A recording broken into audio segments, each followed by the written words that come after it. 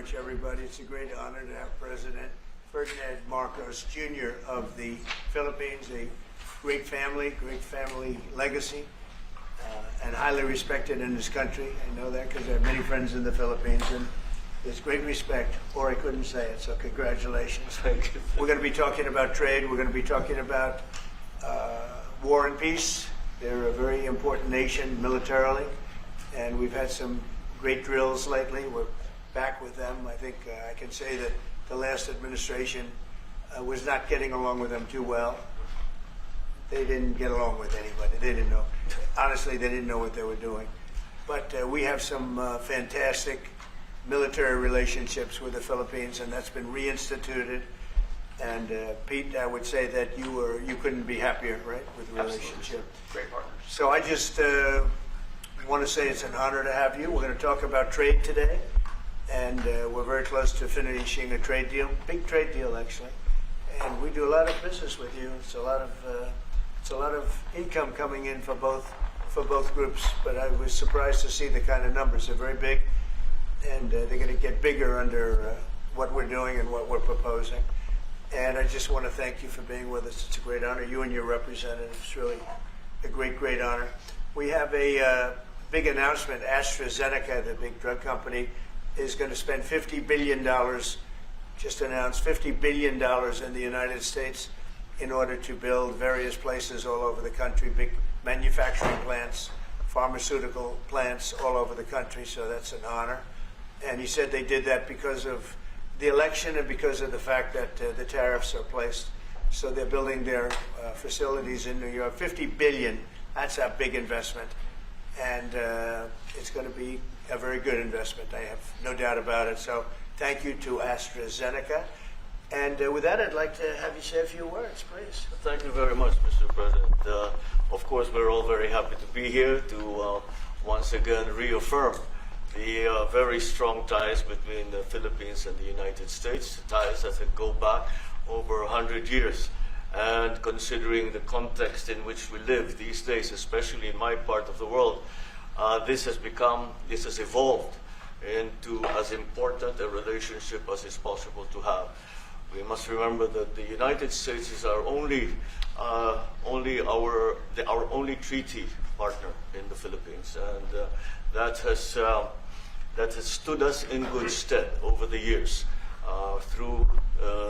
certainly through the Second World War, and the cultural memory of all Filipinos, down to even the school children, is that our strongest, closest, most reliable ally has always been the United States.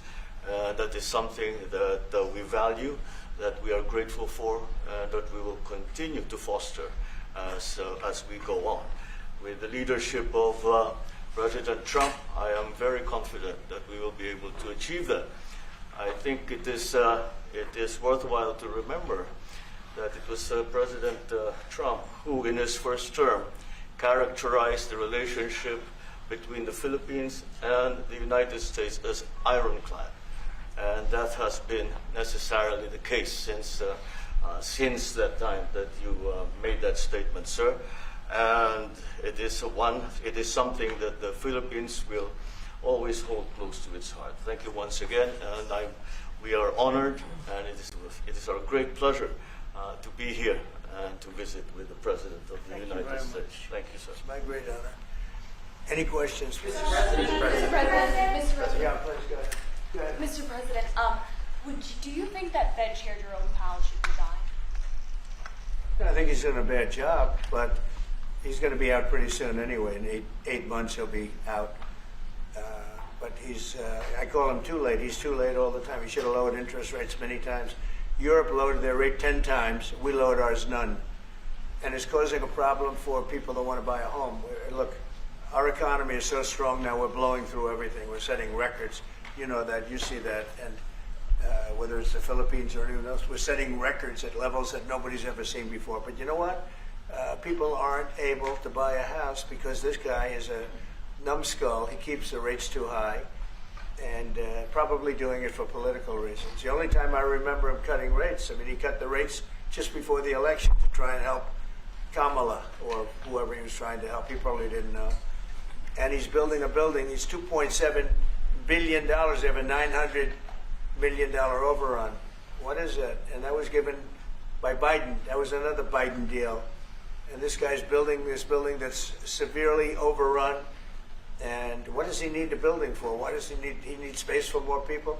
So they did a big study the other day, and they called all of the great intellects and the great economists and all of the great everything.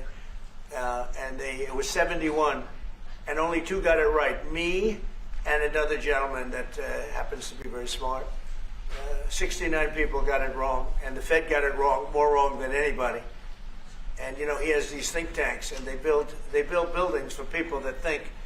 And it's really not thinking; it's a little bit of combination of thinking, but it's something you sort of have or you don't have. They don't. The job he's done is just terrible. He ought to raise interest rates. You know, we should be at 1%. We should be leading the world. Instead, we're paying 4%. And if you look at what that means, that's over $1 trillion in interest that we have to pay. That with the striking of a pen, we would be saving more than $1 trillion. Is that right, Scott? Yes, Do you have sir. anything to say about it? Yes, sir.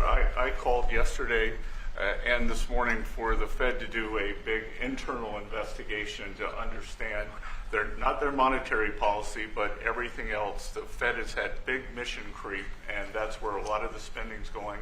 That's why they're building these new or refurbishing these buildings. And I think they got to stay in their lane. And I think that based on the way they cut rates last fall, they should be cutting rates now.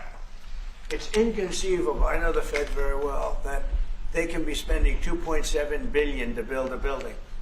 They don't do anything. It's the greatest job. You show up one day, a half a day, you make a little speech, the economy's doing well, the economy's not doing well, we're going to raise interest. And he's got it wrong. That's why I call him too late, T-O-O, too late. And it's really too bad. But it is affecting people that want to buy houses, and that shouldn't happen. And Mr. President, And you know, he should lower them. Those rates should be 3 points lower. That's what they should be, 3 points lower, maybe more than that. Mr. President, I would like to ask both of you Yes. one question. Mr. President Marcos, next year, Philippines is going to be the rotating chair of ASEAN. I wonder, how do you plan to balance your relationship between the United States and China?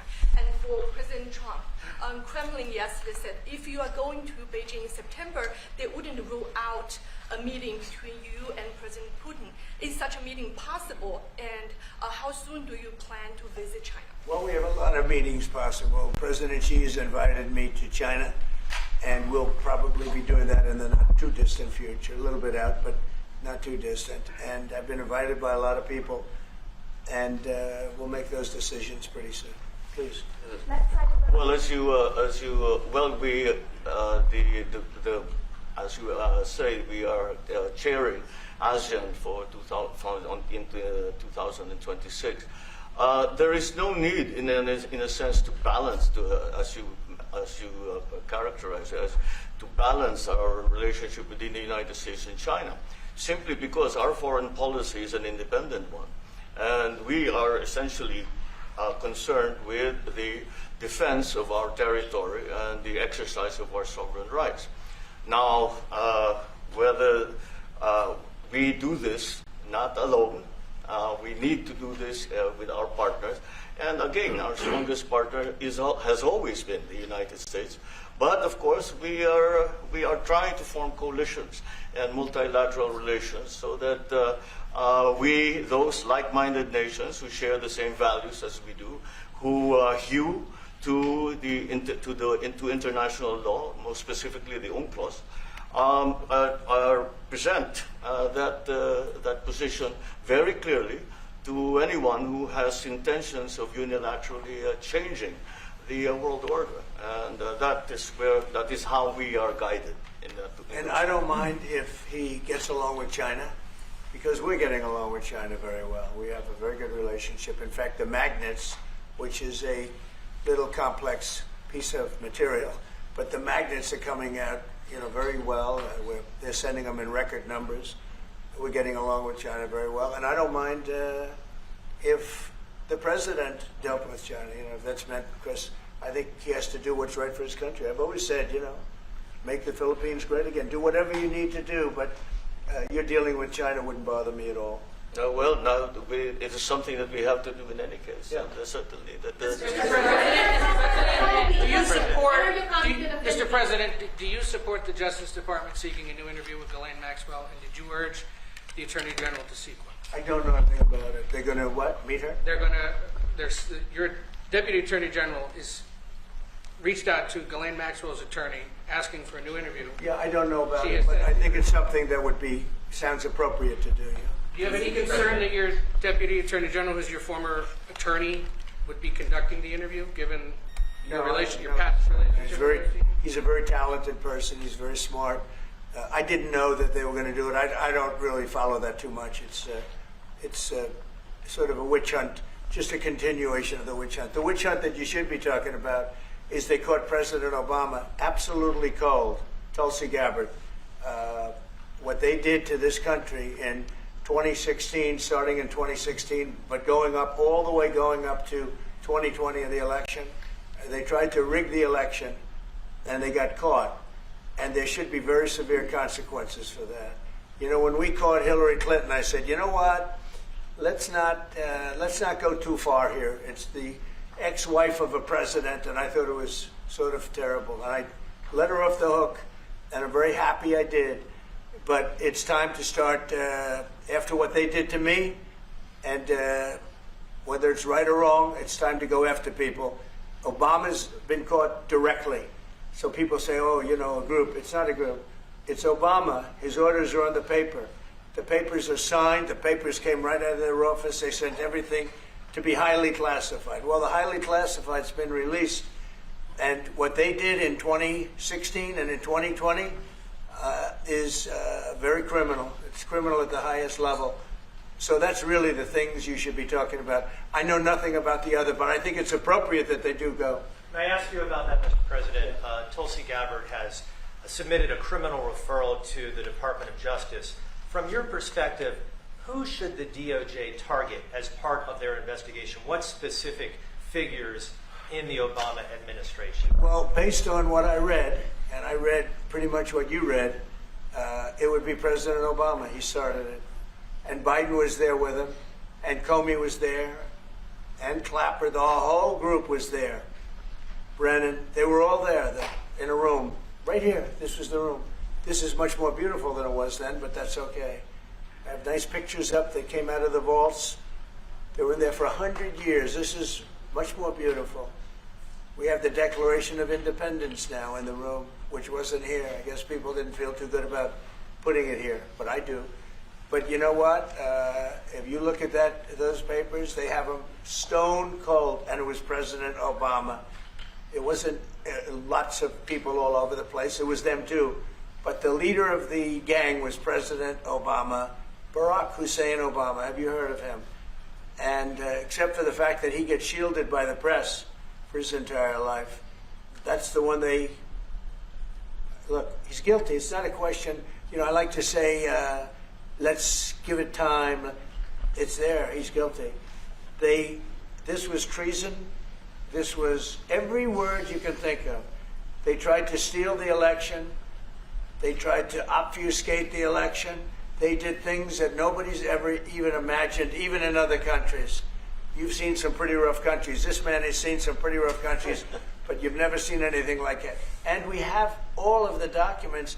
And from what Tulsi told me, she's got thousands of additional documents coming. So President Obama, it was his concept, his idea, but he also got it from crooked Hillary Clinton. Crooked is a $3 bill. Hillary Clinton and her group, the Democrats, spent $12 million to Christopher Steele to write up a report that was a total fake report. Took 2 years to figure that out, but it came out that it was a total fake report. It was made up fiction. And they used that. The one thing they weren't able to do was and probably the only thing I respect about the press in years is the press refused to write it before the election. They refused to put it in. The Steele report was a disaster. all lies, all fabrication, all admitted, an admitted fraud. She paid $12 million, and the Democrats, for that report to a wise guy named Christopher Steele. He wrote a phony report, and they wanted to get that report in before the election. And I'll tell you what, I talk about all the time, the fake news, how bad it is. But in this case, they wouldn't do it. They saw it, they read it, and they said, we don't believe it. And it was only after, substantially, like a month and a half after the election, that it got printed, and it was a big wisp. It was just like a bang of nothing, because the election had ended. If that report had gotten published by the New York Times or somebody, and I respect the Times for maybe only this, because they're crooked as you can be. They're a terrible paper, a crooked, corrupt paper. But for this one moment, they said, this is bullshit, we can't put this in. And neither could any other paper. Wall Street Journal's a lousy paper, very, very dishonest paper. As you see, I'm suing them for a lot of money because they do things very badly. It's got a nice name, but it's really, in my opinion, it's a terrible paper. And it can be corrupt. But just so you know, they didn't take the Steele report. It was the dossier. Remember the famous dossier? I called it the fake news dossier. The news wouldn't publish it. And I'm amazed. They had 2.5 months. It was finished. 2.5 months. That was supposed to be what was going to happen. And it got published a couple of months after the election. And frankly, nobody cared too much about it. But that was a big thing. No, we caught Hillary Clinton. We caught Barack Hussein Obama. They're the ones. And then you have many, many people under them. Susan Rice. They're all there. The names are all there. And I guess they figured they're going to put this in classified information and nobody will ever see it again, but it doesn't work that way. And it's the most unbelievable thing I think I've ever read. So you ought to take a look at that and stop talking about nonsense, because this is big stuff. Never has a thing like this happened in the history of our country. And by the way, it morphed into the 2020 race. And the 2020 race was rigged, and it was a rigged election. And because it was rigged, we have millions of people in our country. We had inflation. We solved the inflation problem. But millions and millions of people came into our country because of that. And people that shouldn't have been, people from gangs and from jails and from mental institutions, people that we don't want in our country, people that we're getting out, dangerous people. 11,888 murderers, many of them 50%, more than 50%, murdered more than one person. I hate to say this with such a distinguished guest, but you know, they asked me a question. I got to answer the question. No, Barack Hussein Obama is the ringleader. Hillary Clinton was right there with him, and so was Sleepy Joe Biden, and so were the rest of them. Comey, Clapper, the whole group.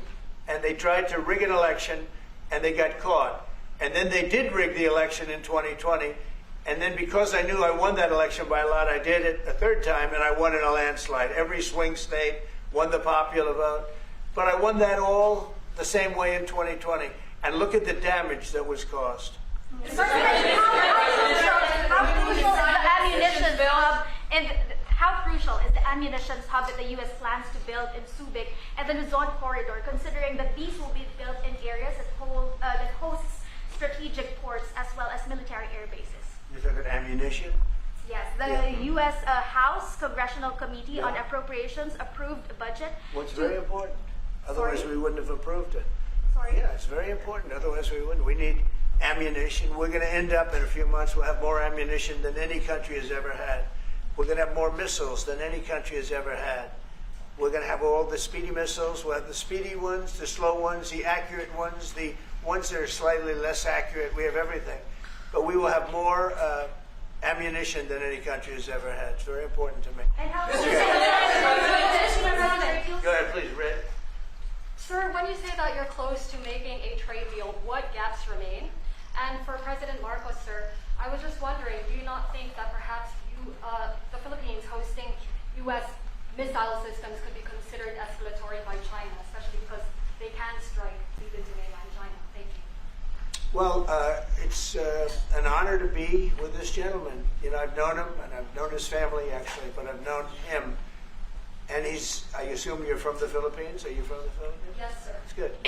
You're very lucky to be from the Philippines. Right? It's a great place. But we're going to have a very good relationship. I mean, I know you had some problems with another president, and it was not your fault. It was the president's fault. And the country was maybe tilting toward China, but we untilted it very, very quickly.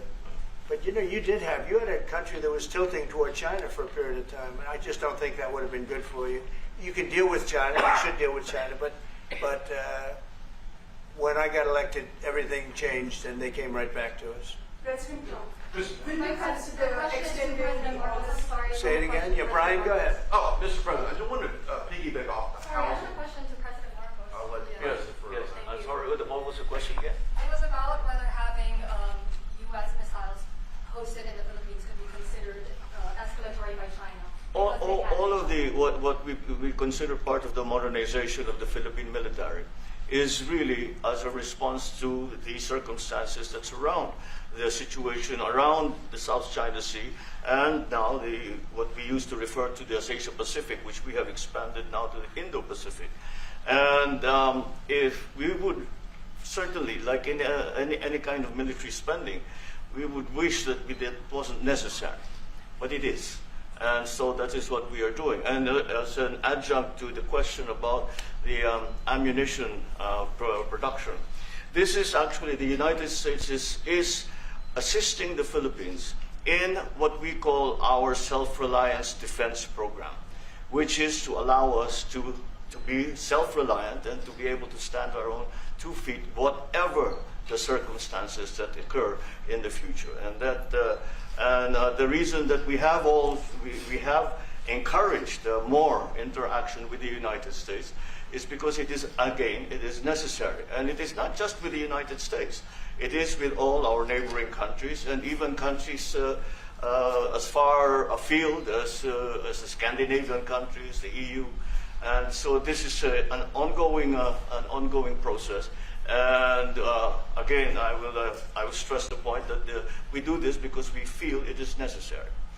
And don't forget, just as tantamount to what you're asking, the Philippines were loaded up with ISIS and a lot of terrorists, and they were at a very, very dangerous point. And during my administration, we went in and we wiped them out, working with the Philippines, but we wiped them out. But if we didn't go in, I don't know what would have happened. I don't know who would be your president right now. But we spent a lot of time and a lot of talent on going into the Philippines and wiping out terrorists. They had a tremendous problem during my administration. And we cleaned it up, we got them out, and now you really have a good, solid country again. I believe so, yes. How can you Mr. President, I want to follow up on the housing question. Yeah. You've got no tax on tips, no tax on overtime, no tax on Social Security. How important is it we have no tax on home sales, capital gains, to unleash the housing market in this country? Well, we're thinking about that, but would also unleash it just by lowering the interest rates. If the Fed would lower the rates, we wouldn't even have to do that. But we are thinking about no tax on capital gains on houses. And very impressed that you asked that question because nobody knew that. Well, how did you find that out? That's very. I wonder why there's somebody I'm very close There's to. a leaker. There's a leaker. I've also got a question. I find it a very interesting world that we know more about 2 people at a Coldplay concert just hours after that viral video than we know of Thomas Crooks 1 year after attempting to assassinate you. What is holding back the investigation on Thomas Crooks? Well, they've reported to me and they've told me things, and they really say they haven't found anything that was abnormal. I would say this: the Secret Service was very brave because they were right there and they jumped on me. They made a mistake. They should have had somebody on that roof, and they should have had communication with the local police, who also, they did a very good job, but they made some mistakes, and we have a whole different group of people now. I don't think anything can happen, but I think we have the best people anywhere in the world right now, and I think they've learned. And they went into him very, in great detail. They gave me the whole thing, and what can I do? They say that it was just a nut job that was looking to do this, and I spoke with the FBI, the new FBI. I spoke to the FBI, who was the old FBI, I wouldn't have believed a thing they said, because the old FBI under Comey was crooked as hell. He was one of the most crooked. Everybody should read the Horowitz report. Unfortunately, Bill Barr didn't use it. But the Horowitz report, not appointed by me, it was a report on Comey and the FBI. It is one of the worst shots at a human being I think I've ever seen. In fact, the New York Times did an editorial that was one of the worst editorials I've ever seen about anybody. That was about Comey. You ought to go back and get, and Barr didn't use it because he didn't have the guts to use it, or something happened. I don't know. Too bad. He went to Mr. Durham. Instead of doing the Durham, all they had to use is the Horowitz report. And I always felt badly for Horowitz, frankly, because he's a Democrat, I guess. He was appointed by a Democrat. But that report has gotten lost, and it shouldn't be lost. You should all go back. It should be mandatory reading. Go back and read the Horowitz report on Comey and his cronies. And you'll see exactly, we're going to add that to all the stuff that we found. It just confirms it. But what we found is even more so. Now, we found absolute, this isn't like evidence, this is like proof, irrefutable proof that Obama was seditious, that Obama was trying to lead a coup, and was with Hillary Clinton, with all these other people, but Obama headed it up. And, you know, I get a kick when I hear everyone talks about people I never even heard of. It was this one. No, it was Obama. He headed it up. And it says so right in the papers. Got everything. Got everything. This is the biggest scandal in the history of our country. And it really goes on to even the auto pen, because it all relates to the same thing. It all started the same sick minds. You have an auto pen, which is a tremendous, well, we don't have a president, we have an auto pen that signs everything. I'll bet you sign everything. You don't have auto pens. Everybody, who doesn't sign? You're the president of a country. But it's all that whole thing, leading right up to the end of it is the auto pen. And the auto pen was used by people, and Biden knew nothing about it. Biden knew nothing about it. They were signing documents that he knew nothing about. As an example, they released the Unselect Committee of Liability. The Unselect Committee spent 2 years grilling everybody, and then they destroyed all the evidence. You know why? Because the evidence made them guilty. And he gave them all a pardon. The Cheney, all the scum that was on the Unselect Committee, Cryan, Adam Kinzinger, and Democrats. And he gave them a pardon. Do you have something else? I was going to add one more thing on Adam Schiff. Director Pulte reports that Adam Schiff claims he lived in a one-bedroom apartment. Now, how does a family of four, and you're a developer, very successful developer, how does a family of four live in a one-bedroom apartment? No, it looks like Adam Schiff really did a bad thing. They have him. Now, let's see what happens. It's not up to me. It's not up to, I stay out of it purposely. But it's mortgage loan fraud. It's a big deal. He defrauded banks and insurance companies and the federal government. But it's very simple. It's mortgage loan fraud. And you're right. It's a lot of people to live in a one-bedroom apartment, right? But he put it down. But he has a lot of other things far worse than that. So, no, Adam Schiff, they have him 100% on mortgage fraud. Now, if there's anybody else in this room except you would have no problem. But anybody else in this room, you'd have a problem. I'd have a problem. Yeah, please. So there was a hearing yesterday in the Harvard case. Would you allow Harvard to get their federal dollars back as a part of any agreement with the administration? No, I'm not giving. Harvard's been given $7 billion. Can you believe it? By the Fed, $7 billion, and we want money to go to all universities, not Harvard. Harvard got more than anybody else. They have $52 billion. They get huge tax incentives and tax breaks on that $52 billion. But they have $52 billion, and they got $7 billion over a short period of time. And we have a very hostile judge appointed by Barack Hussein Obama, a very, very hostile judge who knows exactly right from wrong. But you know, we expect to win it on appeal. She hasn't given a decision yet, but she's very hostile, and she was put by Barack Hussein Obama. And generally speaking, anybody that does that, we're going to have problems with. So we don't expect to have. We won the case yesterday. Anybody that was there that was a neutral would say we easily won the case. But a lot of the case, and a big part of it's going to be how much money Harvard gets in the future. That's not part of the case, and they're not going to get very much. Mr. President, where are we in terms of negotiating about the reciprocal tariff? How far are we? With who? With the Philippines. Yes, Oh. sir. How far Are you from the Philippines? Yes, sir. I'm Good. from the Philippines. How far are we from achieving a Well, free it's tough. trade He's a agreement? very tough negotiator. So far, we're not there because he's negotiating too tough. In fact, I used to like him better than I do now. He's too tough. But we'll probably agree to something. But he's strong, a strong negotiator. He loves your country.